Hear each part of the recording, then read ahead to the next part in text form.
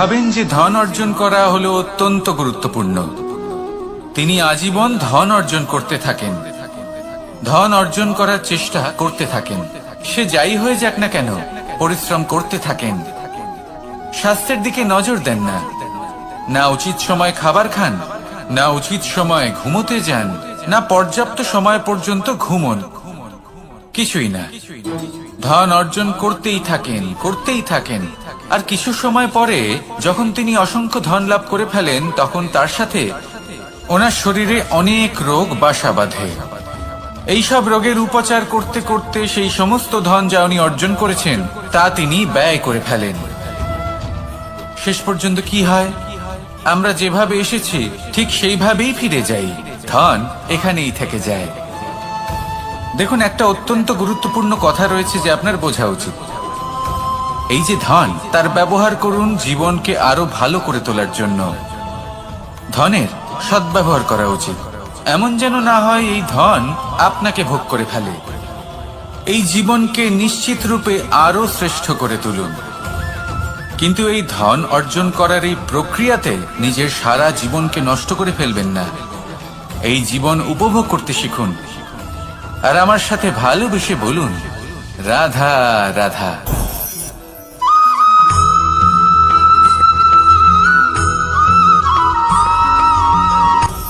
আপনি কখনো পর্বতের শিখরে উঠেছেন?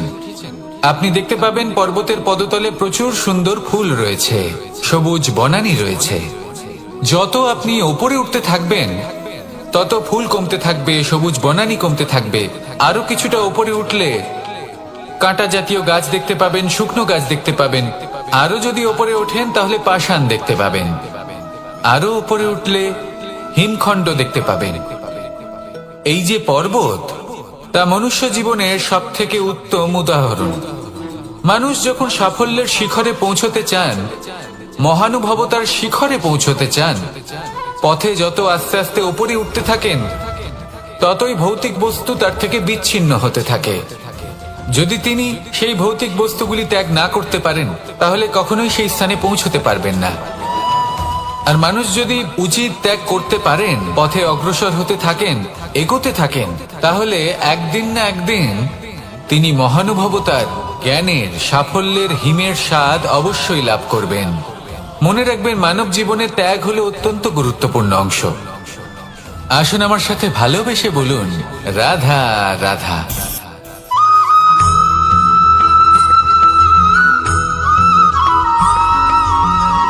কেউ বলে জীবন খুব ক্ষণস্থায়ী, কেউ বলে জীবন হলো একটা সুন্দর স্বপ্নের মতো, আবার কেউ বলবে জীবন হলো এক কঠোর সত্য। কিন্তু জীবন আসলে কি? জীবন হলো আপনারই প্রতিবিম্ব, একটা দর্পণ। অর্থাৎ আপনি জীবনকে সেইভাবেই পাবেন যেরকম আপনি নিজেকে প্রতিপন্ন করবেন। যদি আপনি দর্পণের দিকে তাকিয়ে হাসেন, তাহলে আপনি সামনে হাসি মুখী দেখতে পাবেন। এবার যদি আপনি গম্ভীর হয়ে থাকেন, তাহলে আপনি একজন রুষ্ট ব্যক্তি দেখতে পাবেন। শেষে সবথেকে বেশি গুরুত্বপূর্ণ হলো আপনার চেষ্টা। আপনাকে সবসময় চেষ্টা করতে হবে যাতে আপনি নিজেকে প্রসন্ন এবং ইতিবাচক মনোভাবে রাখেন। এটা হলো আপনারই উত্তরদায়িত্ব, তাকে পালন করুন। এই মনকে প্রসন্ন রাখুন, এই সংসারকে সুন্দর বলে মনে হবে। আর এই মন প্রসন্ন হয়ে বলবে, রাধা রাধা।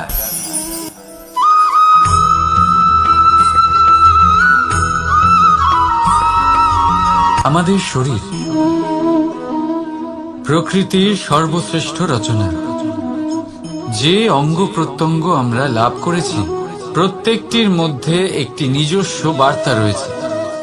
একটু ভেবে দেখুন, দুটি চোখ দিয়েছে দেখার জন্য, দুটি কান দিয়েছে শোনার জন্য,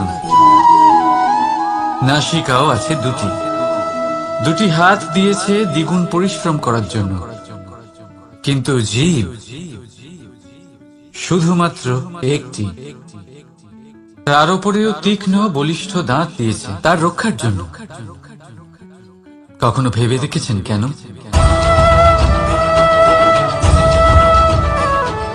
কারণ শব্দ আর শব্দের প্রয়োগ মানুষের সবচেয়ে বড় অস্ত্র।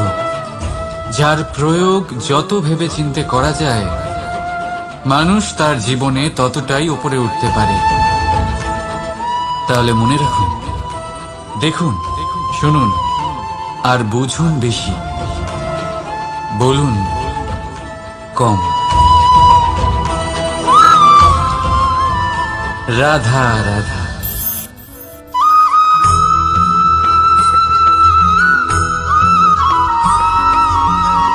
জীবন কিসের উপর নির্ভরশীল? ধনের উপর। বৈভবের অনুভব যদি আপনি করতে চান, তাহলে তা পাবেন শুধু একতার দ্বারা, সংগঠনের দ্বারা। যদি আপনাকে উদাহরণ দিই, নিজের এই হাতটাকে দেখুন, 5টা আঙুল রয়েছে। কোনো একটা বস্তুকে নিজের একটা আঙুল দ্বারা তুলে ধরার চেষ্টা করে দেখুন, বড়ই কষ্ট হবে। তখন আপনি বুঝতে পারবেন, যখন এই 5টি আঙুল একত্রিত হয়, তখন কোনো কাজ কতটা সহজ হতে পারে। এটাই হলো শক্তি, একতার। সব থেকে ভালো উদাহরণ যদি আপনাকে দিই, তাহলে বাঁশি। এই বাঁশি থেকে অত্যন্ত মধুর সুর নির্গত হয়, যা সবার মন প্রসন্ন করে দেয়। এই কথা সত্যি। কিন্তু এই বাঁশি আমি একটা বা দুটো আঙুল দিয়ে বাজাতে পারবো না।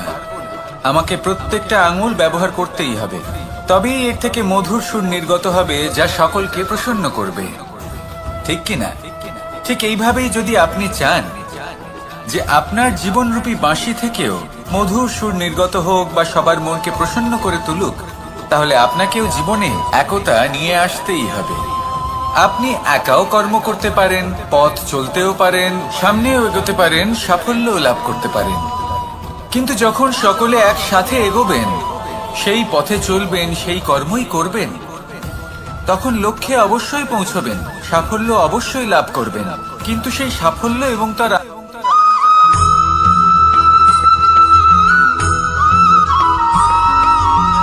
এই সংসারে সব থেকে বেশি কোমল বস্তু হলো রেশম। এই রেশম এতটাই কোমল হয় যে এর পুরো একটা থান শুধুমাত্র একটা হাতে ধরা সম্ভব। কখনো ভেবে দেখেছেন এই রেশম কিভাবে হয়? একটি কীট তার লালার দ্বারা উৎপন্ন হয়। এই কীট সেই রেশমকে পাক দিতে থাকে, পাক দিতেই থাকে, দিতেই থাকে, আর আস্তে আস্তে তার মধ্যেই জড়িয়ে পড়ে। শেষে ওর এই সুন্দর অমূল্য সৃষ্টি রেশমের এই সুতো, তার নির্মাণ কার্য পূর্ণ হয়। কিন্তু তাতেই ও নিজে বন্দী হয়ে যায়। নিজেরই মায়াজালের এই বন্দী গৃহে নিজেই ফেঁসে যায়। এবার এই সুতোকে ব্যবহারযোগ্য করে তোলার জন্য এই কীটগুলিকে এই কবচের সাথেই ফুটন্ত জলে ফেলে দেওয়া হয়। এই সংসারে যদি আমাদের স্বপ্ন এই সংসারের দুঃখ হরণ করার জন্য, এই সংসারে সুখ বিতরণ করার জন্য হয়, তবেই আমাদের প্রগতি সম্ভব। যদি আমাদের এই স্বপ্ন শুধুই আমাদের এবং আমাদের স্বার্থ সিদ্ধির জন্য হয়, তাহলে এই স্বপ্ন আমাদের অন্ধ করে দেবে, আমাদের অন্ধকারের পথে নিয়ে যাবে, আর আমরাও সেই কীটের মতো হয়ে যাব। নিজেদেরই মায়াজালে আমরা নিজেই ফেঁসে যাব, আর শেষে আমরা যদি কিছু লাভ করি, তা হবে একাকিত্ব, অন্ধকারময় মৃত্যু। তাই স্বপ্ন অবশ্যই দেখুন, কিন্তু এমন ভাবে স্বপ্ন দেখবেন না যে তার এই বন্দিগৃহে আপনি নিজেই ফেঁসে গেলেন। স্বপ্ন দেখুন পরোপকারে।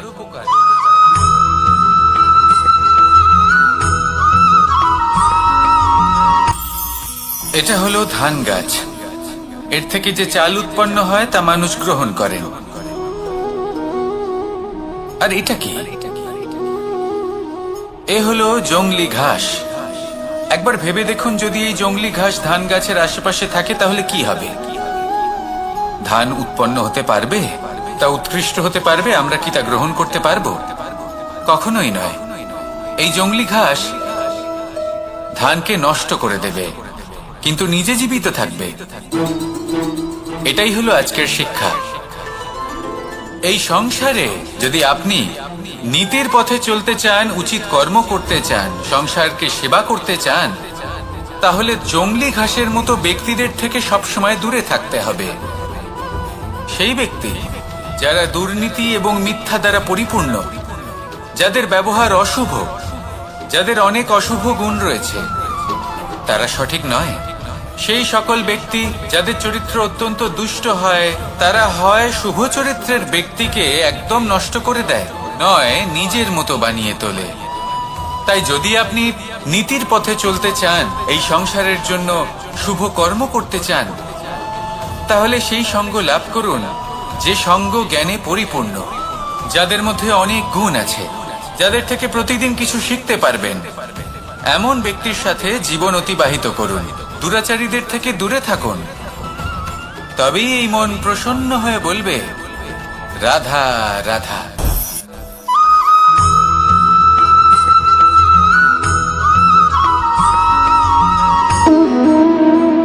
সম্পর্ক হলো আমাদের জীবনের একটি আধার। কিছু সম্পর্ক এমন যা আমরা জন্মসূত্রে লাভ করি, যেমন পরিবার, মা বাবা। কিছু সম্পর্ক আছে যা আমরা জীবনে অর্জন করে থাকি, তা সে প্রেমের হোক, স্নেহের হোক বা বন্ধুত্বের।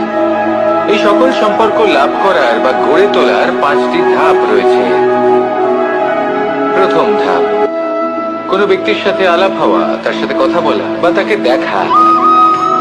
দ্বিতীয় ধাপ, সে ব্যক্তিকে আমাদের ভালো লাগা। তৃতীয় ধাপ, আমাদের এটা চাইতে শুরু করা যে জীবনে এই ব্যক্তি যেন আমাদের বন্ধু হন, আমাদের জীবনে থাকেন, বা আমাদের কাউকে ভালোবেসে ফেলা। আর এটা আমাদের ভাবা বা চাওয়া যে সেই ব্যক্তি যেন আজীবন আমার সাথে থাকেন, আমার জীবনে আমার সাথী হয়ে। চতুর্থ ধাপ, লাভ করা। এবার এই ধাপটি অনেক মানুষের পক্ষেই খুবই সরল হয়, বড়ই সরলভাবে নিজেদের সঙ্গীকে লাভ করে থাকে। কিছু মানুষের জন্য এই ধাপ অত্যন্ত কঠিন হয়ে থাকে। অনেক প্রতিকূল পরিস্থিতির উপর জয়লাভ করে তারা সঙ্গীকে লাভ করেন, কিন্তু লাভ অবশ্যই করেন। এরপরে আসে পঞ্চম, অন্তিম এবং সব থেকে গুরুত্বপূর্ণ ধাপ। সেটা হলো সেই সম্পর্ক পালন করা। এটা হলো এমন এক বিষয় যা প্রত্যেক মানুষের শেখা উচিত। যদি ব্যক্তি নিজের জীবনে সম্পর্ক রক্ষা করতে শিখে যান, তবে প্রত্যেক সম্পর্ক তার জীবনকে স্বর্গ করে তুলবে। আসুন আর আমার সাথে ভালোবেসে বলুন, রাধা রাধা।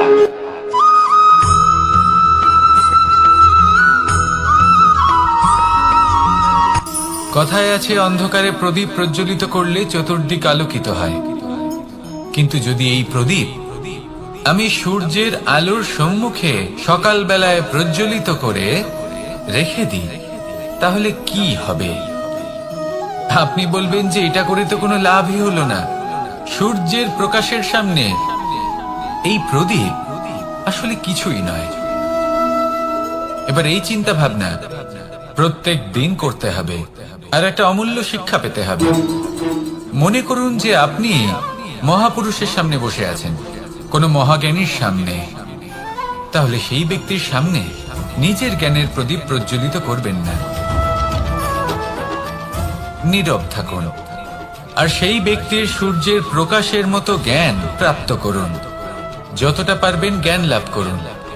যদি এমন কোনো সময়, এমন কোনো স্থানে আপনি আছেন যেখানে চতুর্দিক অন্ধকার, কারোর কাছেই জ্ঞান নেই, সেখানে নিজের জ্ঞানের প্রদীপ প্রজ্বলিত করুন।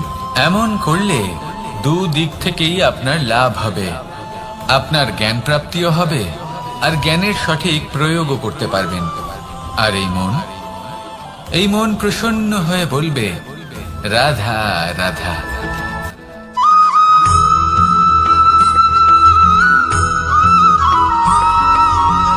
কথায় আছে যে এমন কোনো অক্ষর নেই যার দ্বারা কোনো মন্ত্র হয় না। এমন কোনো বনস্পতি নেই যা নিজেই একটা ঔষধি নয়। পৃথিবীর এমন কোনো ব্যক্তি নেই যার মধ্যে কোনো যোগ্যতা থাকে না। শুধু প্রয়োজন হলো যে ব্যক্তিকে আমরা খুঁজে চলেছি তাকে সঠিকভাবে চিনে নেওয়া। যদি তার যোগ্যতা, তার বিশেষত্ব আমরা বুঝতেই না পারি, তাহলে আর লাভ কি রইল? এই সংসারে এমন অনেক ব্যক্তি রয়েছেন যারা ছোট ছোট অসফলতার কারণে আপনাকে এটা বলে দেবে যে আপনি কোনো কাজের নন, আপনি হলেন মূর্খ, আপনি কিছুই করতে পারবেন না।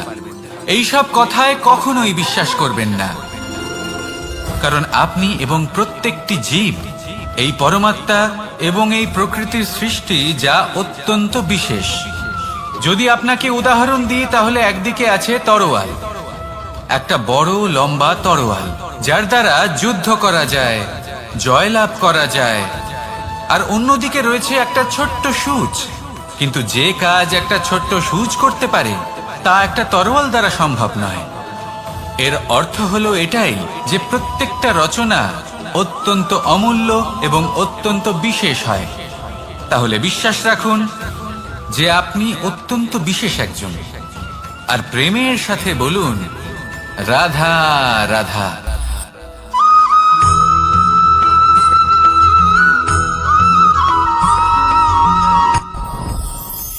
সাথী, সাথী এই শব্দটির ব্যাখ্যা কে কিভাবে করে? মিত্র, সখা, বন্ধু। কিন্তু অর্থ একটাই, তিনি যিনি আপনার সঙ্গী হন আর তিনি যার সাথী আপনি হন। এবার সব থেকে বড় প্রশ্ন হলো এটাই যে তিনি কে হতে পারেন যাকে আপনি আপনার সাথী বলে মেনে নিতে পারেন, নিজের সখা, নিজের মিত্র, নিজের বন্ধু মেনে নিতে পারেন। আপনার সাথী হলেন তিনি যিনি দুঃখের সময় আপনার পাশে থাকবেন, আপনার হাত ধরে থাকবেন। আপনার সাথী হলেন তিনি যার হাত আপনি নিজের সুখের দিনে ধরে থাকবেন। সেই সাথীরই হাত ধরুন যিনি দুঃখে সবসময় আপনাকে সাহায্য করার জন্য তৎপর হয়ে থাকেন, আপনার পাশে থাকেন, আর যাকে সুখের দিনে আপনি আপনার সাথে রাখতে পারেন। আর যখন আপনার সাথে আপনার এই সাথী থাকবে তখন আপনি এটা বুঝবেন যে যখন জীবনে দুঃখ আসে তখন এই দুঃখ কমে যায়, সবার মধ্যে ভাগ হয়ে যায়। আর যদি তখন সুখ আসে তাহলে সেটা সবার উপস্থিতিতে আরো বেড়ে যায়। এটাই হলো প্রেম, এটাই হলো ভালোবাসা, এটাই হলো সঙ্গ। যেমন সম্পর্ক আমার আর রাধার মাঝে। তাহলে আসুন আর আমার সাথে ভালোবেসে বলুন রাধা রাধা।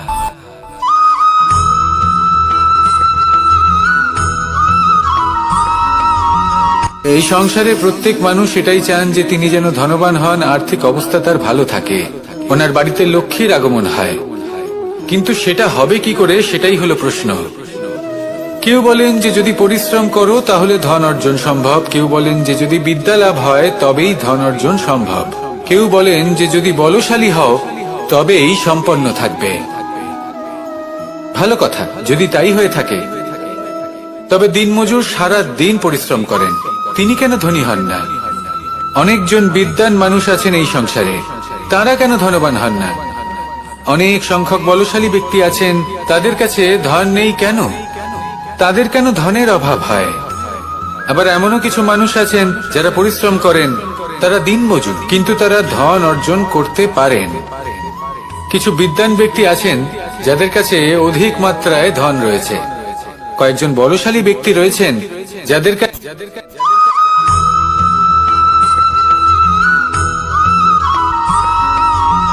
এই সংসারে কখনো কোনো ব্যক্তিকে তার বাইরের পোশাক দেখে বিচার করার চেষ্টা করবেন না, এটা খুব বড় ভুল করবেন। যেমন আমরা জীবনে অনেক সময় এমন করি, ধরুন কোথাও একটা গাছ দেখলাম, খুব বিশাল আকারের একটা গাছ যেটা মাটির থেকে অনেক উঁচুতে পৌঁছে গেছে, যার বিশাল শাখা আছে। সেগুলো দেখে আমরা ভাবি যে এই গাছে হয়তো কত সুস্বাদু ফল আছে, আমরা সেই গাছের পরিচর্যা করতে থাকি। আবার অন্যদিকে হলো একটি তৃণ যেটা মাটি থেকে কিছুটা উঁচুতে পৌঁছেছে, কিন্তু সেই তৃণর নিচে, মাটির নিচে অত্যন্ত সুস্বাদু ফল বা সবজি জন্ম নেয়, যা আমাদের স্বাস্থ্যের পক্ষে অত্যন্ত উপকারী। সেই জন্য কখনো আবরণ দেখে কাউকে বিচার করতে চেষ্টা করবেন না, তার বদলে এটা বোঝার চেষ্টা করুন যে আপনার সামনে যে ব্যক্তি আছে বা বস্তু আছে তার বিশেষত্ব কি। যদি এই বিশেষত্ব বোঝার ক্ষমতা আপনি অর্জন করেন, যদি এই শিল্প আপনি নিজের ভেতরে জাগ্রত করেন, তাহলে এই সংসারে বিশেষত্ব কি সেটা আপনি জানতে পারবেন। আর এই সমস্ত খেলা দৃষ্টি থেকে নয়, দৃষ্টিভঙ্গি থেকে জন্ম নেয়। দৃষ্টিভঙ্গি সবসময় শুভ রাখুন আর আমার সাথে ভালোবেসে বলুন রাধা রাধা।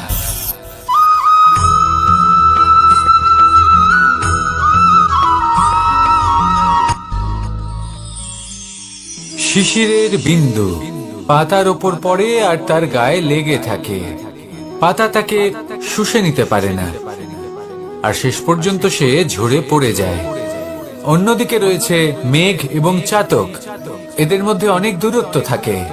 মেঘ থাকে আকাশে আর চাতক থাকে ধরিত্রীতে। কিন্তু যখন এই মেঘ থেকে বৃষ্টি ঝরে পড়ে, এই চাতক কিন্তু সেই জলই পান করে, নয়তো সে তৃষ্ণার্ত থেকে যায়।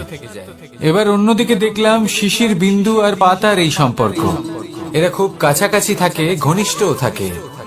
অন্যদিকে রয়েছে মেঘ এবং চাতকের সম্পর্ক, যাদের মধ্যে অনেক দূরত্ব থাকা সত্ত্বেও তারা খুব ঘনিষ্ঠ, তাই না? এই সারমর্ম খুব সরল। এই নৈকট্য, এই দূরত্ব, তা আপনার সম্পর্কে প্রভাব কিছুতেই ফেলতে পারে না। এই নৈকট্য, এই দূরত্ব, এসব হলো শুধুমাত্র মনের ব্যাপার। কখনো আপনি অনুভব করেছেন আপনি কারোর থেকে অনেক অনেক দূরে আছেন, অনেক দূরে আছেন, তাও সেই ব্যক্তির প্রতি আপনি টান অনুভব করেন। সেখানে আপনি কারোর সাথে প্রত্যেক দিন অতিবাহিত করেন, সমস্ত জীবন অতিবাহিত করেন, সব থেকে বেশি সময় তার সাথে অতিবাহিত করেন, তাও তার প্রতি সেই টান অনুভব করেন না। এই সংকেত হলো মনের দূরত্বের। তাহলে মনের এই দূরত্ব দূর করুন আর আমার সাথে।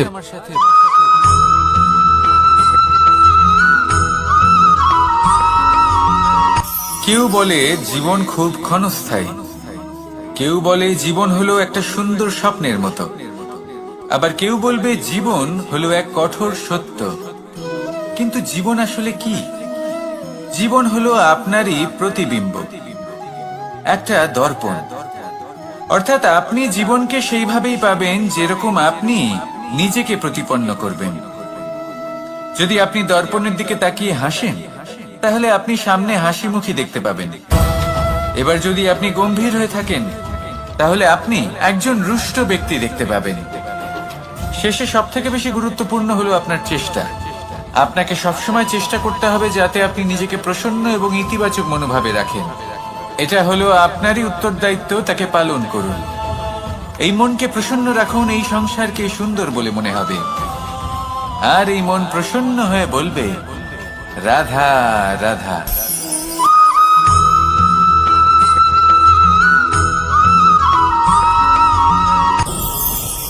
ভয়ের সাথে আমরা সবাই পরিচিত, কষ্ট আমরা সবাই পেয়েছি। কখনো কখনো আমরা অসুস্থ হয়ে পড়ি, আর এমন সময় হলে মাতার মমতা, কখনো বাবার স্নেহ, কখনো বন্ধুদের পাশে থাকার অনুভূতি আমাদের রোগ নিরাময়ে সাহায্য করে। কখনো যদি আমরা নিরাশ হয়ে পড়ি, তখন যদি আমাদের কোনো আপনজন আমাদের দুটো ভালো কথা বলে, তখন আমাদের মনোবল বেড়ে যায়। ঠিক তেমন সংসারের এই রঙ্গমঞ্চে যদি আপনি পীড়িত অনুভব করেন, কিছু শুভ কথা আলোচনা করুন, কিছু স্তুতি গান করুন, কিছু মুহূর্তের জন্য হলেও নিজের ইষ্টদেবের কথা স্মরণ করুন আর প্রার্থনা করুন। সাহস বাড়বে, শক্তিও বৃদ্ধি পাবে এবং সামনে এগিয়ে চলার পথও দেখতে পাবেন। তখন এই মন প্রসন্ন হয়ে বলবে, রাধা রাধা।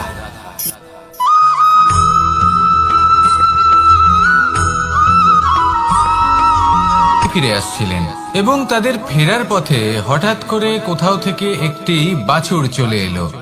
এই দুই বোন ভয়ভীত হয়ে গেলেন, আর তাদের হাত থেকে সেই আটা পড়ে গেল, মাটিতে মিশে গেল। এবার এই পুরো ঘটনাক্রমে যদি কারোর বিন্দুমাত্র লাভ হয়ে থাকে, বিন্দুমাত্র আনন্দ পেয়ে থাকে, তাহলে সে কে? সেই ছোট বোন, যিনি মাঝে মাঝেই গমের দানা তুলছিলেন এবং খাচ্ছিলেন। কিছুটা হলেও উনি আনন্দ লাভ করেছিলেন। এবার এরকমই হলো আমাদের জীবনে ভক্তি এবং ভালোবাসা সংক্রান্ত বিষয়। মানুষ নিজের জীবনের দৈনিক কাজে এতটাই ব্যস্ত হয়ে পড়েন, প্রত্যেক দিন শুধু কাজ কাজ কাজ কাজ করতে থাকেন, আর তাতে ভক্তি এবং ভালোবাসার জন্য সময় বার করতেই পারেন না। দেখুন, জীবনে ভক্তি আর প্রেমের এই যে ছোট ছোট মুহূর্ত আছে, এগুলো যদি আপনি যাপন করতে পারেন, তাহলে তাতেই আপনি তৃপ্তি লাভ করবেন।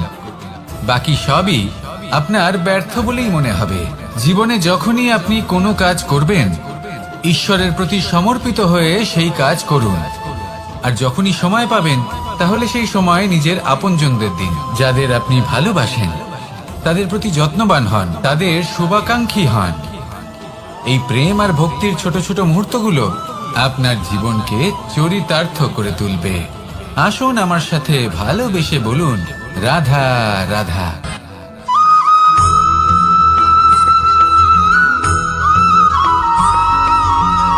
মানুষের মানসিকতা এমন হয় যে সে যতটা করে আশা করে যে তার থেকে অনেক বেশি তার বদলে সে পাবে। দেখুন, সবকিছুই আপনার ভাবনা চিন্তার উপর নির্ভর করছে। আপনি যদি ফলের বিষয়ে ভেবে কর্ম করতে থাকেন তাহলে সেটা অনুচিত। জীবনের আসল আনন্দ হলো নিজের কর্ম করতে থাকা, ফলের চিন্তা করা উচিত নয়। যদি আপনি এরকম ভাবেন যে আমি এতটা করছি, আমার এতটা পাওয়া উচিত, সেই ভাবনা অনুচিত। যদি আপনি সেবার মানসিকতা নিয়ে কর্ম করতে থাকেন, কর্মচক্রে প্রবাহিত হন, যদি আপনি এমন ভাবনা রাখেন যে আমি এতটা পাচ্ছি তাই এর থেকে অনেক বেশি আমি কর্ম করব, তাহলে নিশ্চিত রূপে আপনি যতটা করছেন তার থেকে অনেক বেশি আপনি পাবেন, আপনার আশার থেকে অনেক বেশি আপনি পাবেন। শুধু জীবনে অনেক বেশি কাজ করতে থাকুন, ফলের চিন্তা করবেন না। আর মনে রাখবেন, এই ভাবনাই সব থেকে বড় বীজ। কর্মের উপর বিশ্বাস রাখুন, জীবনে যা যা আপনি চান সবই সুখময় হবে। আসুন আর আমার সাথে ভালোবেসে বলুন, রাধা রাধা।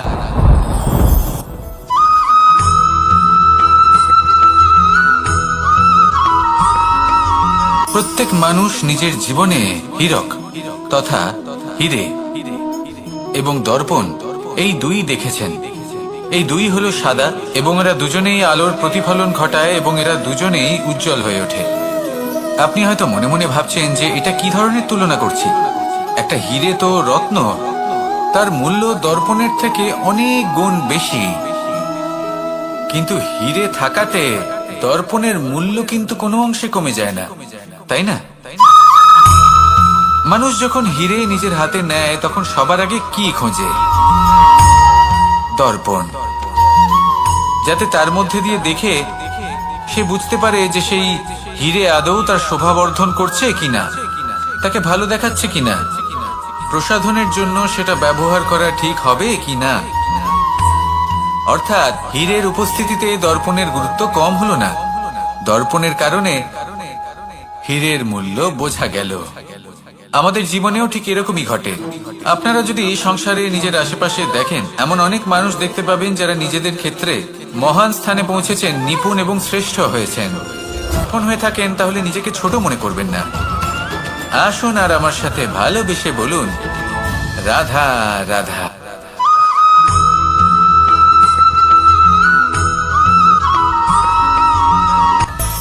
মানুষের মধ্যে একটা বিচিত্র প্রবৃত্তি থাকে, অন্য সকলের বিষয়ে, তাদের জীবনের বিষয়ে, তাদের ব্যক্তিত্বের বিষয়ে, তাদের ভবিষ্যতের বিষয়ে অনুমান করা।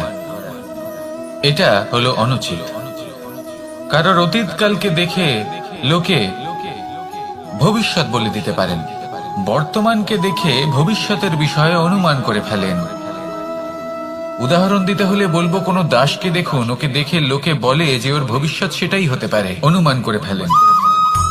আর এই রাজাকে দেখুন, উনি তো কত সুখী হবেন, উনি তো জগতের সব থেকে অধিক সুখী মানুষ, কত সুখ সুবিধা আছে ওনার কাছে, ধারণা করে ফেলেন। তবে সত্য তো এটাই যে কারোর ব্যক্তিত্বের বিষয়ে, তাদের ভবিষ্যতের বিষয়ে আপনি পূর্ণ সত্য কখনোই বলতে পারবেন না, শুধু অনুমান করতে পারবেন। আর এই অনুমান করে সত্যি কোনো লাভ হয় না, কারণ এই কাল সেটা হলো অত্যন্ত শক্তিশালী। কালো থেকে কালোতর কয়লাকেও হীরেতে পরিণত করতে পারে, অনেক বড় বড় রাজাকেও বিদূষক বানিয়ে ফেলতে পারে এক মুহূর্তেই। তাহলে আপনি অনুমান করে কি লাভ? কি পেলেন অনুমান করে? সেই জন্য কারোর বিষয়ে কোনো অনুমান করবেন না, তার ভবিষ্যতের বিষয়ে অনুমান করতে যাবেন না, কারোর বিষয়ে কোনো ধারণা করে নেবেন না। কিছু করতে হলে ভালোবাসুন, সবার মধ্যে ভালোবাসা ছড়ান, সবার মধ্যে ধন্যাত্মক ভাব ছড়ান। এই মন প্রসন্ন হয়ে বলবে, রাধা রাধা।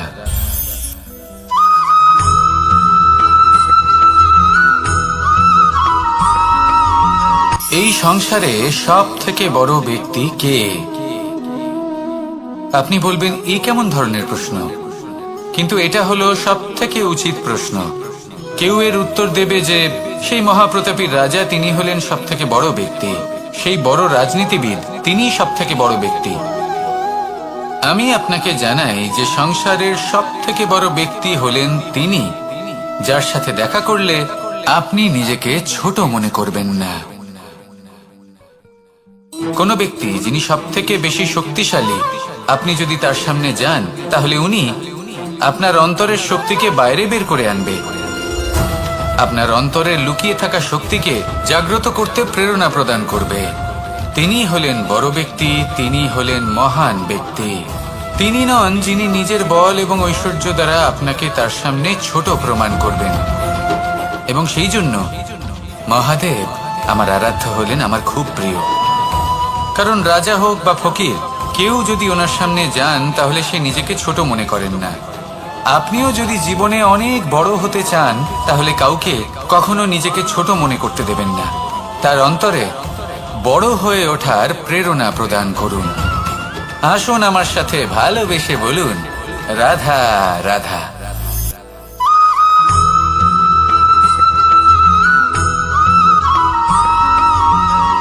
জীবন কিসের উপর নির্ভরশীল?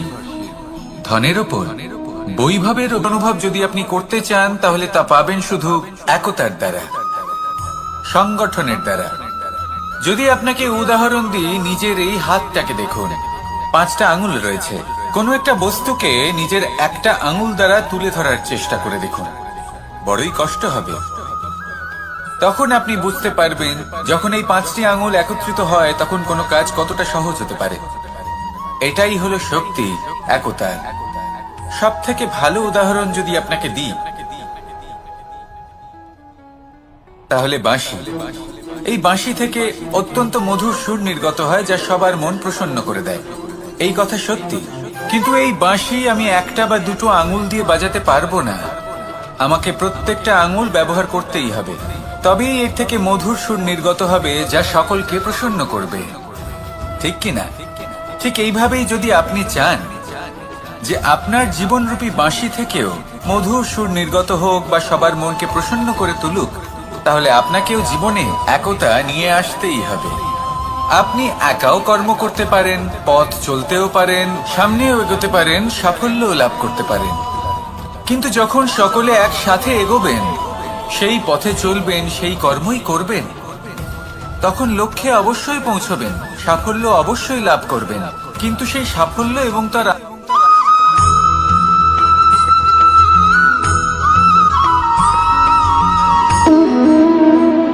সম্পর্ক হলো আমাদের জীবনের একটি আধার। কিছু সম্পর্ক এমন যা আমরা জন্মসূত্রে লাভ করি, যেমন পরিবার, মা, বাবা। কিছু সম্পর্ক আছে যা আমরা জীবনে অর্জন করে থাকি, তা সে প্রেমের হোক, স্নেহের হোক বা বন্ধুত্বের। এই সকল সম্পর্ক লাভ করার বা গড়ে তোলার 5টি ধাপ রয়েছে। প্রথম ধাপ, কোনো ব্যক্তির সাথে আলাপ হওয়া, তার সাথে কথা বলা বা তাকে দেখা। দ্বিতীয় ধাপ, সে ব্যক্তিকে আমাদের ভালো লাগা। তৃতীয় ধাপ, আমাদের এটা চাইতে শুরু করা যে জীবনে এই ব্যক্তি যেন আমাদের বন্ধু হন, আমাদের জীবনে থাকেন, বা আমাদের কাউকে ভালোবেসে ফেলা। আর এটা আমাদের ভাবা বা চাওয়া যে সেই ব্যক্তি যেন আজীবন আমার সাথে থাকেন, আমার জীবনে আমার সাথী হয়ে। চতুর্থ ধাপ, লাভ করা। এবার এই ধাপটি অনেক মানুষের পক্ষেই খুবই সরল হয়, বড়ই সরল ভাবে নিজেদের সঙ্গীকে লাভ করে থাকেন। কিছু মানুষের জন্য এই ধাপ অত্যন্ত কঠিন হয়ে থাকে। অনেক প্রতিকূল পরিস্থিতির উপর জয়লাভ করে তারা সঙ্গীকে লাভ করেন, কিন্তু লাভ অবশ্যই করেন। এরপরে আসে পঞ্চম, অন্তিম এবং সব থেকে গুরুত্বপূর্ণ ধাপ। সেটা হলো সেই সম্পর্ক পালন করা। এটা হলো এমন এক বিষয় যা প্রত্যেক মানুষের শেখা উচিত। যদি ব্যক্তি নিজের জীবনে সম্পর্ক রক্ষা করতে শিখে যান, তবে প্রত্যেক সম্পর্ক তার জীবনকে স্বর্গ করে তুলবে। আসুন আর আমার সাথে ভালোবেসে বলুন, রাধা রাধা।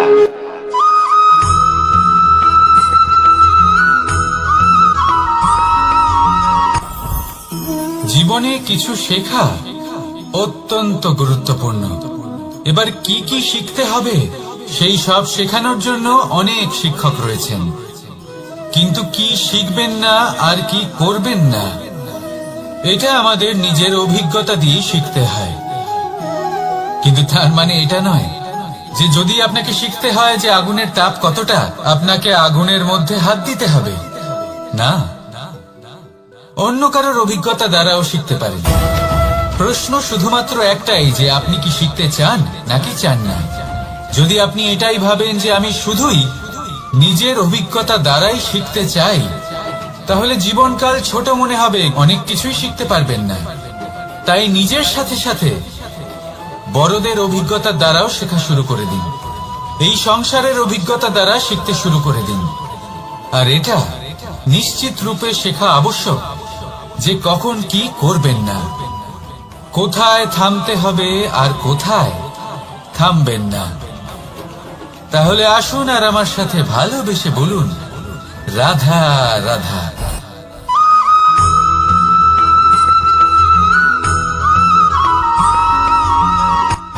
শুধু ওনাদের কঠোর ব্যবহার দেখলে আমরা একটু ভয় পেয়ে যাই। এবার ওনাদের এই কঠোর ব্যবহার আমাদের ভালো না লাগলেও অত্যন্ত আবশ্যক, কারণ মাতার থেকে আমরা যে শক্তি লাভ করি তা যেন নিয়ন্ত্রণ হারিয়ে বিধ্বংসী না হয়ে ওঠে। আমরা যেন কোনো কুপথে না চলে যাই, আমরা কখনো যেন দোষ না করে ফেলি। শুধু সেই জন্য পিতা এবং গুরু একটু কঠোর হয়ে ওঠেন, এবং ওনাদের এই কঠোর আচরণ ভবিষ্যতে গিয়ে আমরা অবশ্যই বুঝতে পারি। জীবনে কিছু বছর আমরা এগিয়ে যাই আর তারপর আমরা বুঝতে পারি যে বাবা এবং গুরু আমাদের যথেষ্ট ভালোবাসতেন, কিন্তু ওনাদের ভালোবাসার বহিঃপ্রকাশ আলাদা। প্রয়োজনীয় হলো এটা দেখার, এটা বোঝার যে শুরু থেকে আমাদের প্রতি ওনাদের আচরণ কেমন ছিল। ওনাদের কঠোর হওয়ার পেছনে ওনাদের ভালোবাসাটা বোঝার চেষ্টা করুন, ওনাদের চিন্তাটা বোঝার চেষ্টা করুন, ওনাদের পথপ্রদর্শনের আড়ালে আপনার ভবিষ্যতের জন্য যে পরিকল্পনা ওনারা করেছেন সেটা বোঝার চেষ্টা করুন। তখন আপনারা বুঝতে পারবেন ওনাদের ভালোবাসাকে। আপনার মনের মধ্যে আপনা থেকেই ওনাদের প্রতি সম্মান জেগে উঠবে। নিজের পিতা এবং নিজের গুরু এই দুজনের প্রতি কৃতজ্ঞতা প্রকাশ করুন আর আমার সাথে ভালোবেসে বলুন, রাধা রাধা।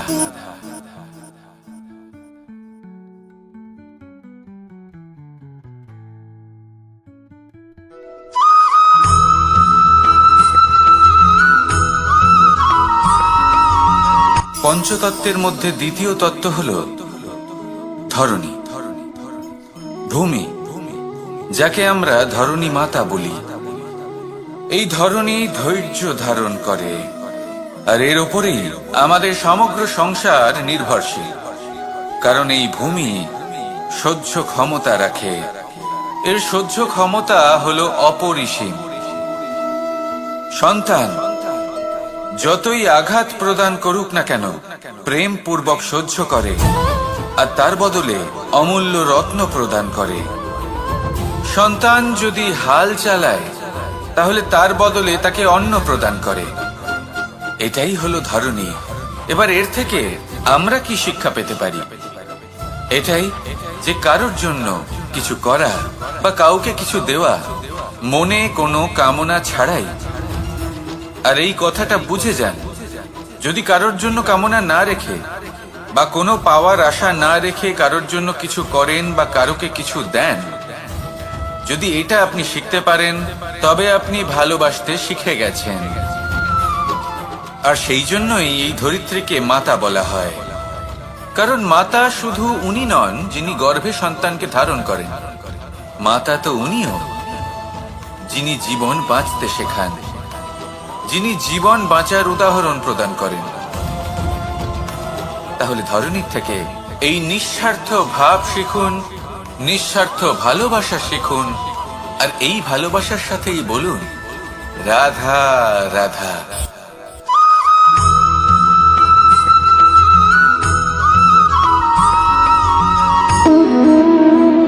সম্পর্ক হলো আমাদের জীবনের একটি আধার।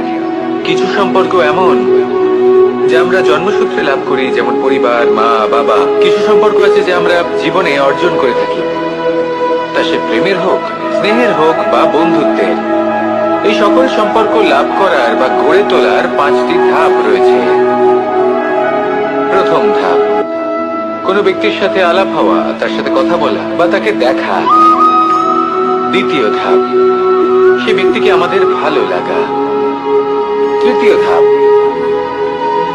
আমাদের এটা চাইতে শুরু করা যে জীবনে এই ব্যক্তি যেন আমাদের বন্ধু হন, আমাদের জীবনে থাকেন, বা আমাদের কাউকে ভালোবেসে ফেলা। আর এটা আমাদের ভাবা বা চাওয়া যে সেই ব্যক্তি যেন আজীবন আমার সাথে থাকেন, আমার জীবনে আমার সাথী হয়ে।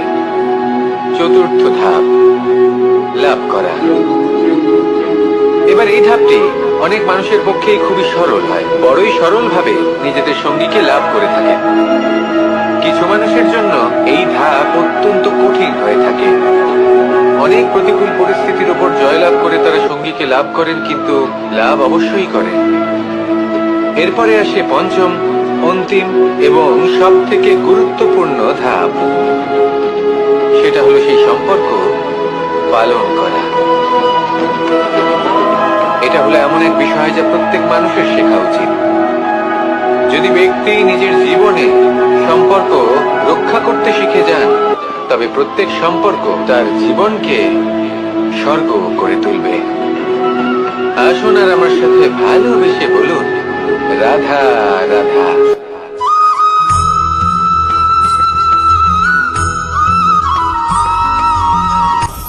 আপনি কখনো পর্বতের শিখরে উঠেছেন?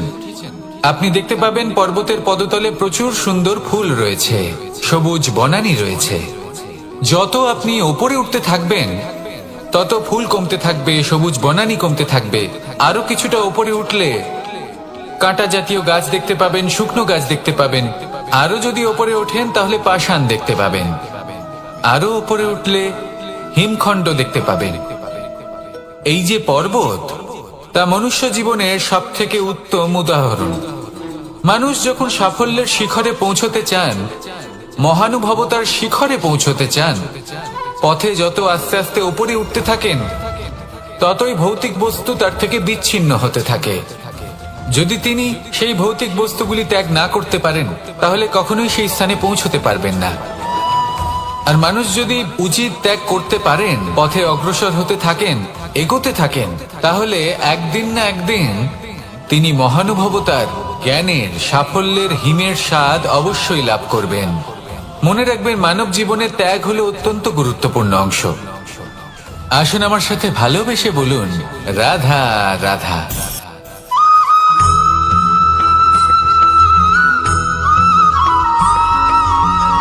মানুষের মানসিকতা এমন হয় যে সে যতটা করে আশা করে যে তার থেকে অনেক বেশি তার বদলে সে পাবে। দেখুন, সবকিছুই আপনার ভাবনা চিন্তার উপর নির্ভর করছে। আপনি যদি ফলের বিষয়ে ভেবে কর্ম করতে থাকেন, তাহলে সেটা অনুচিত।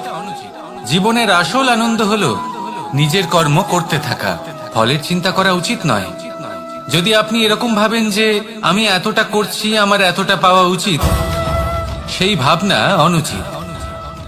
যদি আপনি সেবার মানসিকতা নিয়ে কর্ম করতে থাকেন, কর্মচক্রে প্রবাহিত হন, যদি আপনি এমন ভাবনা রাখেন যে আমি এতটা পাচ্ছি, তাই এর থেকে অনেক বেশি আমি কর্ম করব, তাহলে নিশ্চিত রূপে আপনি যতটা করছেন তার থেকে অনেক বেশি আপনি পাবেন। আপনার আশার থেকে অনেক বেশি আপনি পাবেন। শুধু জীবনে অনেক বেশি কাজ করতে থাকুন, ফলের চিন্তা করবেন না। আর মনে রাখবেন, এই ভাবনাই সব থেকে বড় বীজ। কর্মের উপর বিশ্বাস রাখুন, জীবনে যা যা আপনি চান সবই সুখময় হবে। আসুন আর আমার সাথে ভালোবেসে বলুন, রাধা রাধা।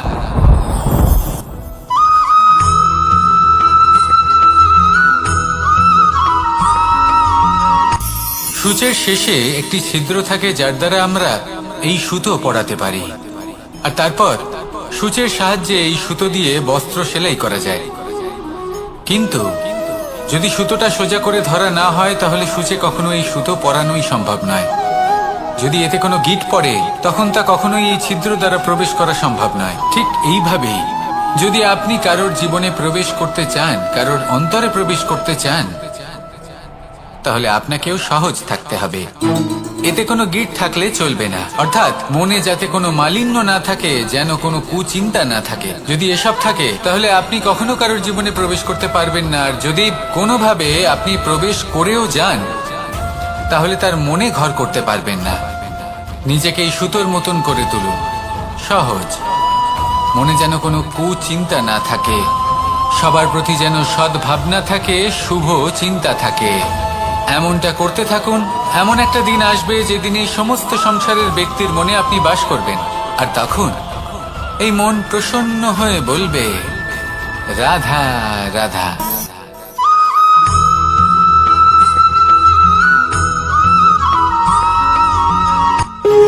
যখন মানুষের মৃত্যু হয় তখন কি হয়? অনেক সংখ্যক মানুষ শোক পালন করতে চলে আসেন। যে ব্যক্তি মৃত্যু লাভ করেছেন তার অনেক বস্তু থাকে যেগুলো তার প্রিয়, যেগুলো তিনি ব্যবহার করেছেন। তার শয্যা, তার বস্ত্র, তার আভূষণ সবকিছু তার থেকে বিচ্ছিন্ন করা হয় এবং খালি হাতে তাকে শ্মশানের উদ্দেশ্যে রওনা করা হয়। আমি আপনাকে এই প্রশ্ন করতে চাই, আপনি এই সংসারে কি অর্জন করেছেন? ধন সম্পত্তি, বস্ত্র, আভূষণ, এই সবকিছু যে আপনি অর্জন করেছেন, আপনার মৃত্যুর পরে তা আপনার থেকে দূর হয়ে যাবে। এর উত্তর হলো একটাই, আপনার কর্ম। শুধু সেটাই আছে যা একান্ত আপনার, আর শুধু সেটাই এই সংসার থেকে চলে যাওয়ার পরেও সংসারেই জীবিত থাকবে।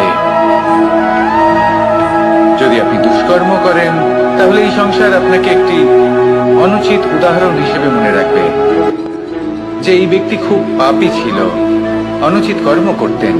যে পথে তিনি চলেছেন সেই পথে কারোর চলা উচিত নয়। সেখানেই যদি আপনি সৎকর্ম করেন তাহলে সংসার চিরকাল এটাই বলবে যে খুব ভালো মানুষ ছিলেন, সবাইকে ভালোবাসতেন, সবাইকে সাহায্য করতেন, আমার খুব প্রিয় মানুষ ছিলেন। এটাই হলো শ্রেষ্ঠ কর্ম। সেই জন্য জীবনে শুধুমাত্র ধন সম্পত্তি, আভূষণ এই সব অর্জন করতে গিয়ে নিজের মনোনিবেশ করবেন না। শ্রেষ্ঠ কর্ম করুন। সংসার থেকে চলে যাওয়ার পরেও এই কর্মই এই সংসারে আপনাকে জীবিত রাখবে। আসুন আমার সাথে ভালোবেসে বলুন, রাধা রাধা।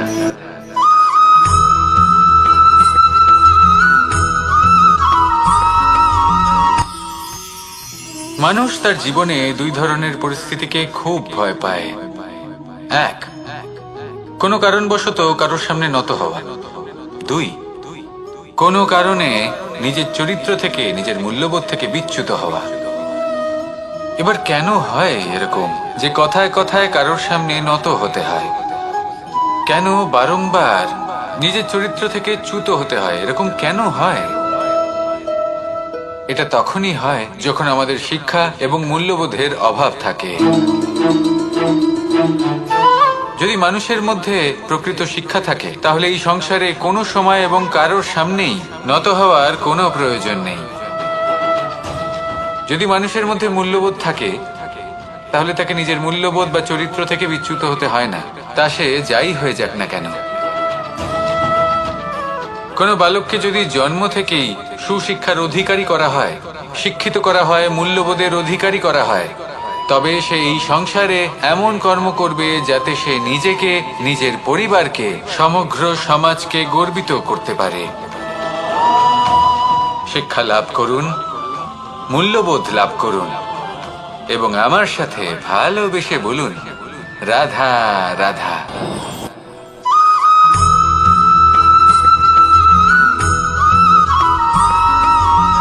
কথায় আছে যে এমন কোনো অক্ষর নেই যার দ্বারা কোনো মন্ত্র হয় না। এমন কোনো বনস্পতি নেই যা নিজেই একটা ঔষধি নয়।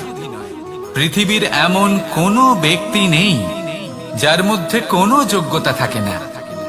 শুধু প্রয়োজন হলো যে ব্যক্তিকে আমরা খুঁজে চলেছি তাকে সঠিকভাবে চিনে নেওয়া। যদি তার যোগ্যতা, তার বিশেষত্ব আমরা বুঝতেই না পারি তাহলে আর লাভ কি রইল? এই সংসারে এমন অনেক ব্যক্তি রয়েছেন যারা ছোট ছোট অসফলতার কারণে আপনাকে এটা বলে দেবে যে আপনি কোনো কাজের নন, আপনি হলেন মূর্খ, আপনি কিছুই করতে পারবেন না। এইসব কথায় কখনোই বিশ্বাস করবেন না, কারণ আপনি এবং প্রত্যেকটি জীব এই পরমাত্মা এবং এই প্রকৃতির সৃষ্টি, যা অত্যন্ত বিশেষ।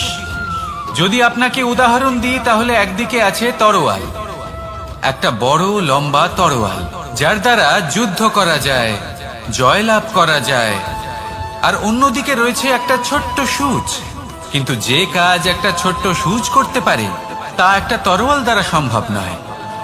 এর অর্থ হলো এটাই যে প্রত্যেকটা রচনা অত্যন্ত অমূল্য এবং অত্যন্ত বিশেষ হয়।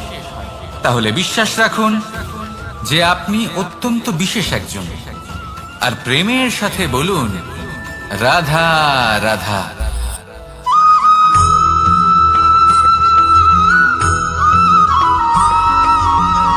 এই সংসারে কোনো বস্তু হোক বা ব্যক্তি হোক, তার একার গুরুত্ব কিন্তু খুব বেশি নয়। একটা উদাহরণ হিসেবে বৃষ্টির ফোঁটাকে ভেবে দেখুন। যদি একটি বৃষ্টির ফোঁটা হয় তাহলে তার খুব বেশি গুরুত্ব থাকে না, কিন্তু যখন সহস্র বৃষ্টির ফোঁটা মেঘের মধ্যে দিয়ে ঝরে পড়ে তখন সেটা বর্ষার রূপ ধারণ করে। সেই বর্ষা যা এই প্রকৃতিকে শান্ত করে। সেইভাবেই পাথরের ছোট টুকরো, তার খুব বেশি গুরুত্ব থাকে না, কিন্তু যখন অসংখ্য পাথরের টুকরো একত্রিত হয় তখন তা পর্বতের আকার ধারণ করে। সেইভাবেই কিছু মানুষ যখন একত্রিত হন তখন তৈরি হয় পরিবার, কিছু পরিবার যখন একত্রিত হয় তখন তৈরি হয় সমাজ, যখন অনেক সংখ্যক সমাজ একত্রিত হয় তখন তৈরি হয় রাজ্য। এবার এই রাজ্যের সব থেকে গুরুত্বপূর্ণ ব্যক্তি হতে পারেন রাজা, কিন্তু তাও সেই রাজা একা কিছু করতে পারেন না। যুদ্ধ লড়ার সময় তারও নিজের সৈন্যদলকে প্রয়োজন পড়ে। কিন্তু এই সংসারে এমন একজন ব্যক্তি আছেন যিনি একাই সব কাজ করতে থাকেন, এবং সেই ব্যক্তি হলেন মা। আমাদের জীবনে একজন পিতার ভূমিকা কিন্তু নিঃসন্দেহে অমূল্য, কিন্তু আমাদের সকলের জীবনে যে ভূমিকা একজন মায়ের তা অন্য কারোর থাকে না। একজন মা একাই সন্তানকে বড় করতে পারেন, সংস্কারী করে তুলতে পারেন, তার জন্য পরিশ্রম করেন। আর এত কিছু কাজ করার পরেও তার কাজের জন্য তিনি প্রশংসা অবশ্য পান না। উল্টে যদি সেই সন্তান অনুচিত পথে চালিত হয়, অনুচিত কর্ম করে, তখন সেই মাকেই অপবাদের পাত্র হয়ে উঠতে হয়। আমাদের জীবনে মায়ের যোগদান কতটা সেটা বুঝুন। আপনাকে বড় করে তোলার জন্য উনি কতটা পরিশ্রম করেছেন সেটা বুঝুন। আজ থেকে, এখন থেকে, এই মুহূর্ত থেকে মাকে সম্মান করতে শিখুন। যখন সময় পাবেন, যখন সুযোগ হবে, তখন তার প্রশংসা করুন, ওনারও ভালো লাগবে। আর মায়ের এই মমতার জন্য, তার এই ভূমিকার জন্য আসুন সবাই মিলে আমরা তাকে প্রণাম করি, আর সকলে মিলে ভালোবেসে বলি রাধা রাধা।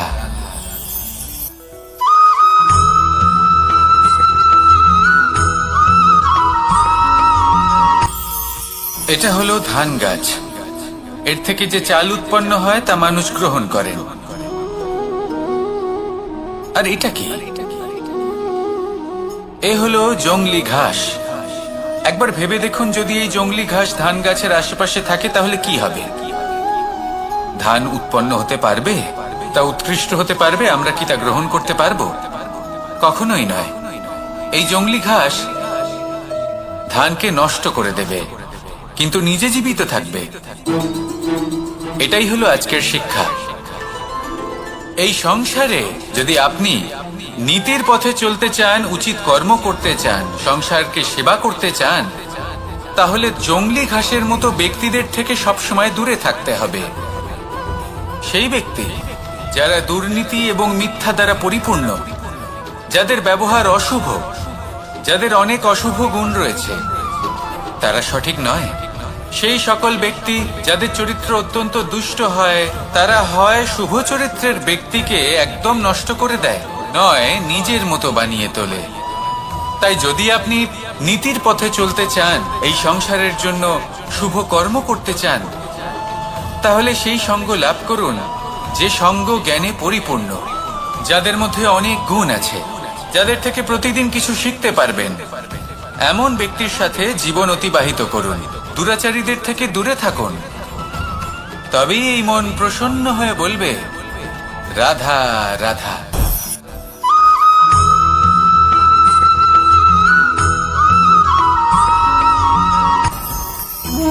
ভোজন। এবার ভোজন সংগ্রহ করার জন্য মানুষ কি না করেন, সব সময় চেষ্টা করতে থাকেন। ফসল উৎপাদনের জন্য অনেক পরিশ্রম করতে থাকেন, কিন্তু অনেক সময় অনেক পরিশ্রম করার পরেও ফসল ভালো উৎপাদন হয় না। এর কারণ কি? কারণ হলো এটাই যে আপনি পরিশ্রম হয়তো অনেক করেছেন, কিন্তু আপনার নজর তো সেই বীজের দিকে ছিলই না যা আপনি রোপণ করেছেন। সেই জন্য সব সময় কোনো বীজ রোপণ করার আগে তাকে পরখ করে দেখুন, তা অত্যন্ত আবশ্যক। আর সেইভাবেই যখনই কোনো কর্মের প্রশ্ন আসে, তাহলে সেখানে শুধুমাত্র পরিশ্রম যথেষ্ট নয়। সেই কাজের প্রতি আপনার কর্তব্য কি, আপনার উদ্দেশ্য কি, সেটা জানা হলো অত্যন্ত গুরুত্বপূর্ণ। তাই কর্ম করুন, কিন্তু সেই কর্মের প্রতি আপনার যা উদ্দেশ্য তার মাহাত্ম্য বুঝতে চেষ্টা করুন। তাহলে আসুন আমার সাথে ভালোবেসে বলুন, রাধা রাধা।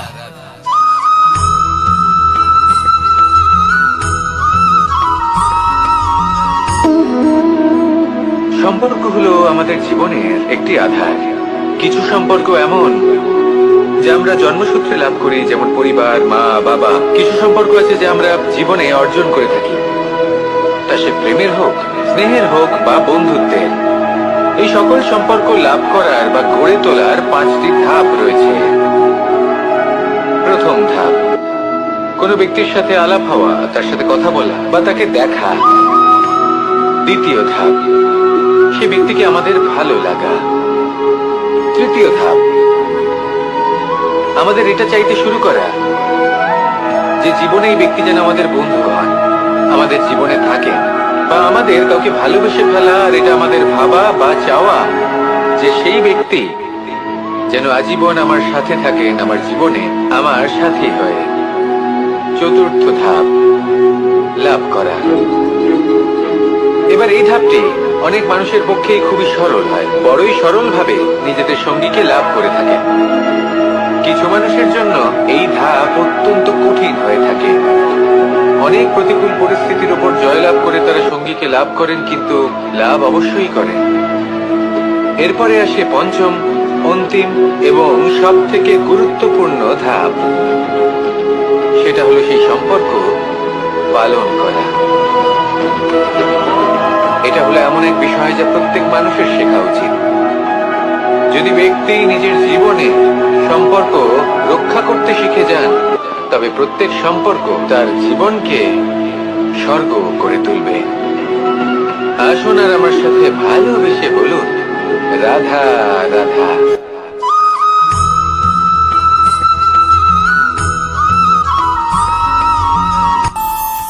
আমাদের মনে যখন কোনো প্রশ্ন ওঠে, কোনো দ্বন্দ্ব জাগে, তখন আমরা যাই আমাদের গুরুর কাছে, আমাদের আরাধ্যের কাছে গিয়ে জিজ্ঞেস করি।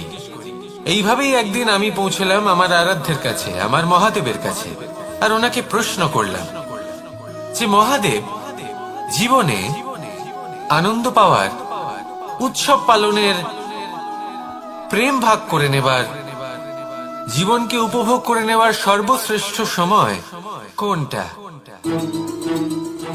মহাদেব হাসলেন আর উনি বললেন, জীবনে উৎসব পালনের সব থেকে শ্রেষ্ঠ দিন হলো মৃত্যুর ঠিক আগের দিনটা। প্রেম ভাগ করে নেওয়ার সব থেকে শ্রেষ্ঠ মুহূর্ত হলো মৃত্যুর ঠিক আগের মুহূর্ত। জীবনকে উপভোগ করে নেওয়ার সর্বশ্রেষ্ঠ প্রহর হলো মৃত্যুর 1 প্রহর পূর্বে। তখন আমি চমকে গেলাম। আমি বললাম, কিন্তু মহাদেব, মৃত্যু তো অনিশ্চিত, আমরা জানিও না কবে আমাদের মৃত্যু হবে। মহাদেব আবার হাসলেন। উনি বললেন যে যদি আমরা এভাবে জীবন কাটাই যে আমরা জীবনের প্রত্যেক দিন, প্রত্যেক মুহূর্ত, প্রত্যেক প্রহর শেষ বলে মনে করি, তাহলে আমাদের সমস্ত জীবন আনন্দের সাথেই অতিবাহিত হবে। কি বলেন?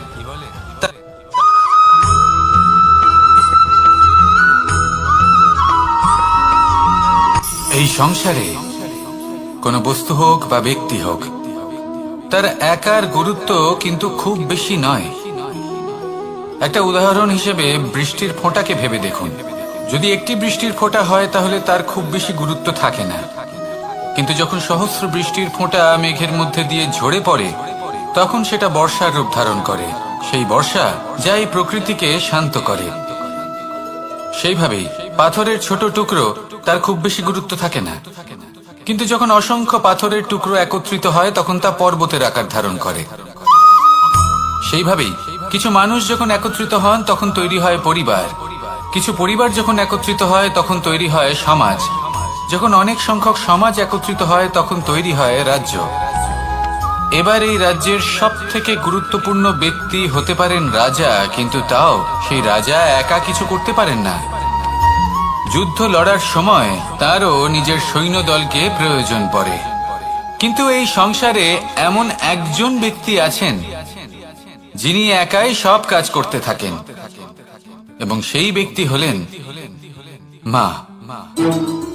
আমাদের জীবনে একজন পিতার ভূমিকা কিন্তু নিঃসন্দেহে অমূল্য, কিন্তু আমাদের সকলের জীবনে যে ভূমিকা একজন মায়ের তা অন্য কারোর থাকে না। একজন মা একাই সন্তানকে বড় করতে পারেন, সংস্কারী করে তুলতে পারেন, তার জন্য পরিশ্রম করেন।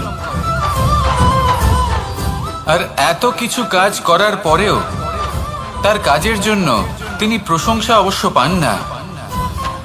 উল্টে যদি সেই সন্তান অনুচিত পথে চালিত হয়, অনুচিত কর্ম করে, তখন সেই মাকেই অপবাদের পাত্র হয়ে উঠতে হয়।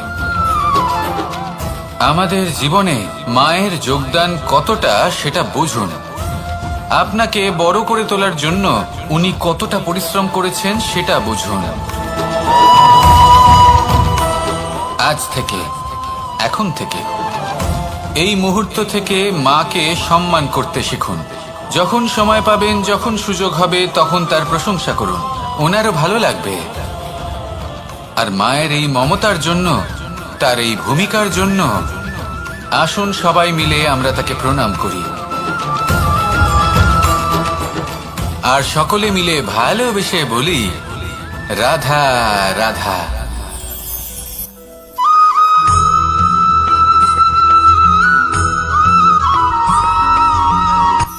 এই সংসারে সাফল্য লাভ করার জন্য জ্ঞানের প্রয়োজন হয়, পরিশ্রমের প্রয়োজন হয়, দৃঢ় নিষ্ঠার প্রয়োজন হয়, নিরন্তর চেষ্টা করা প্রয়োজনীয়। কিন্তু আরো কিছু আছে যা অত্যন্ত প্রয়োজনীয় এবং গুরুত্বপূর্ণ। তা হলো ভালো বন্ধু। তাদের থাকা অত্যন্ত প্রয়োজনীয়। যদি ভালো বন্ধু থাকে তাহলে সময় এলে তারা ঢাল হয়ে আপনাকে সুরক্ষা করবেন। সময় এলে অস্ত্রের মতো শত্রুকে সংহারও করবেন। যদি তিনি জ্ঞানী হন, তাদের মধ্যে সদ্গুণ থাকে, তাহলে এই সব গুণ আপনার মধ্যেও প্রবেশ করবে। তাহলে সাফল্যের জন্য ভালো বন্ধু পাওয়া অত্যন্ত প্রয়োজনীয়।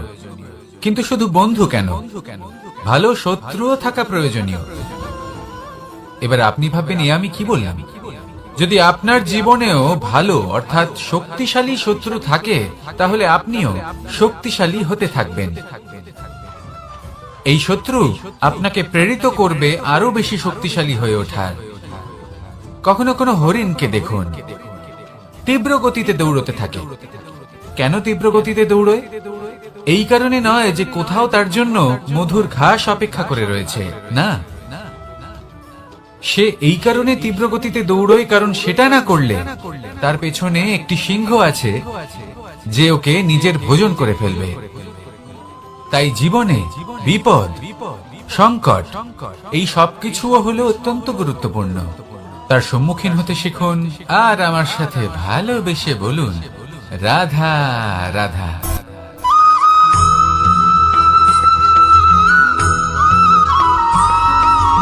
কথায় আছে, প্রত্যেক পুত্র তার পিতার প্রতিচ্ছবি হয়, আর সমস্ত প্রতিচ্ছবি চায় যেন সে তার অস্তিত্ব প্রাপ্ত করতে পারে। পুত্র চায় সে যেন তার পিতার মতো হয়, বা কখনো কখনো তার থেকেও শ্রেষ্ঠ হয়। সেটা কোনো অনুচিত ব্যাপার নয়।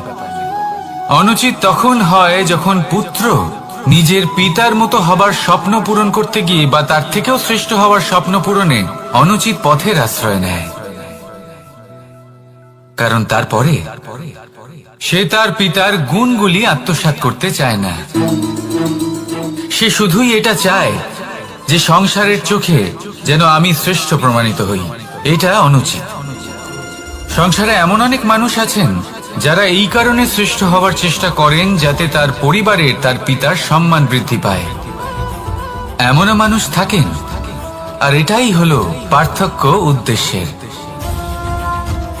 মনে রাখবেন, যদি আপনার উদ্দেশ্য শুভ হয় তাহলে পথও শুভ হবে, যদি আপনার উদ্দেশ্য অশুভ হয় তাহলে পথও অশুভ হবে। তাহলে নিজের পিতার মতো হবার চেষ্টা অবশ্যই করুন, তার থেকেও শ্রেষ্ঠ হওয়ার চেষ্টা অবশ্যই করুন, কিন্তু মনে রাখবেন আপনার সংকল্প আর আপনার উদ্দেশ্য এই দুই শুভ হওয়া উচিত। তাহলে আসুন আর আমার সাথে ভালোবেসে বলুন, রাধা রাধা।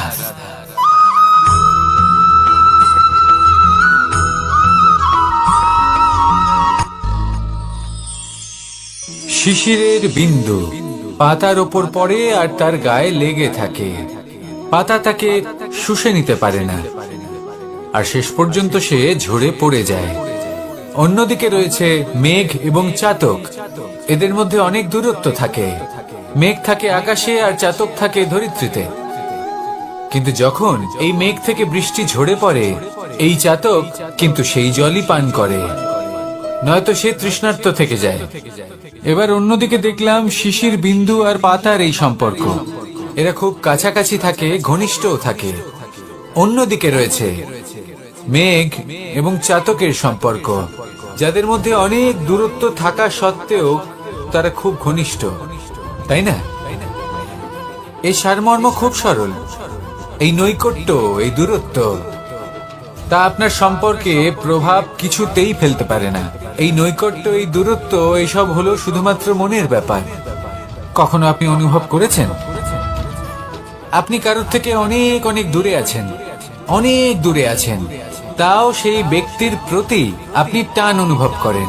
সেখানে আপনি কারোর সাথে প্রত্যেক দিন অতিবাহিত করেন, সমস্ত জীবন অতিবাহিত করেন, সব থেকে বেশি সময় তার সাথে অতিবাহিত করেন, তাও তার প্রতি সেই টান অনুভব করেন না। এই সংকেত হলো মনের দূরত্বের। তাহলে মনের এই দূরত্ব দূর করুন আর আমার সাথে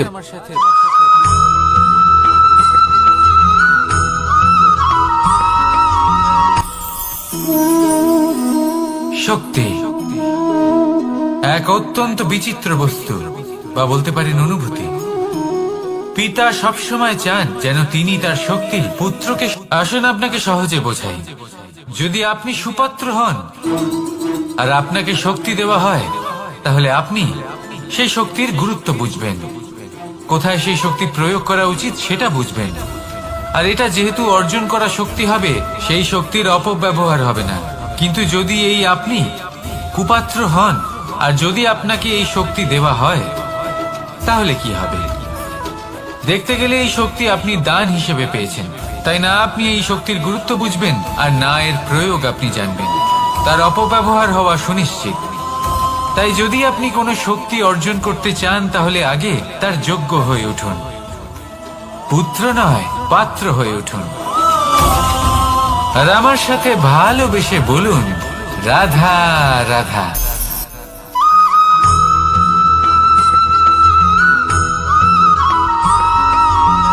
ভালো, শুধু ওনাদের কঠোর ব্যবহার দেখলে আমরা একটু ভয় পেয়ে যাই।